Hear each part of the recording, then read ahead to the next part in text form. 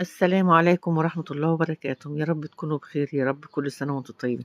طبق القطايف يشرفك قدام ضيوفك. بص الجمال بتاعه، بص الأشكال بتاعته حلوة ازاي، وولادك هتفرح بيه.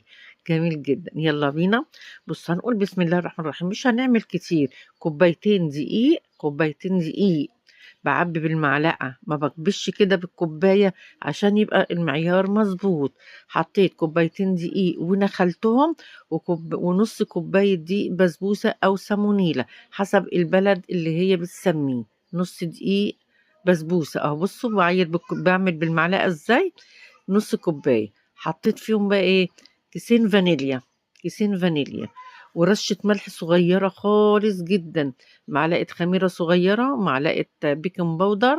معلش أنا حطيت 3 معالق سكر. خدوا مني كام مية؟ 3 كوبايات مية، ضربتهم في الخلاط مية دافية.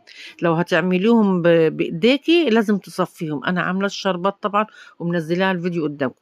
صينية بقى طاسة يكون يعني ما بتلزقش. مسحتها بمسحة بمنديل كده زيت. كبشة صغيرة أو كنكة قهوة وتصب بيها عشان يبقى إيه الواحدة واحدة مدورة. بصوا طالما إن هي بتعمل كده تبقى كده خمرت ومظبوطة العجينة بتاعتها. أم النار ولا عالية قوي ولا واطية قوي. بص، هي ممكن كام واحدة في الأول كده تطلع مش مظبوطة. هي استوت بس ما احمرتش قوي من تحت. نسيبها سنة كمان كده. اهي. بصوا. اهي. تبقى حلوة، مش هنخليها بقى تحمر زيادة ولا حاجة، نعمل واحدة تانية. أنا عملت كبير وصغير. أنا بعمل اللي هي العصافيري اللي أنا هحشيها بالخلطة اللي أنا إيه هعملها قدامكم. وديت أنا عملتها كبيرة. بصوا ممكن نسيبها شوية، عايزين تسيبوها محمرة تحمر شوية سيبوها. النار ولا عالية أوي ولا واطية أوي، لازم الطاسة تكون سخنة أوي. اللي حسيتوا إنها هتلزق امسحوها مسحة زيت خفيفة جدا زي ما أنا وريتكم، زي ما قلت لكم كده. اهي. بصوا انا عملت العصافير وعملت الكبيره. بصوا دي هعملها قرطاس او تحشوها بلحمه زي ما انتوا عايزين خالص. بصوا بقى انا ما عندكيش الطاسه اللي هي اللي بتلزق دي اللي ما بتلزقش. ممكن صينيه كبيره مدوره وتقلبيها على الظهر زي ما انا وريتكم كده برضه، وتمسحيها مسحه زيت خفيف.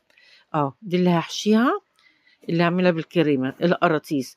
انا بقى معايا هنا شوية سوداني، يعني انا بقول على قد الايد. لو انتوا عندكم بقى مكسرات عين جمل لوز بندق زي ما انتوا عايزين.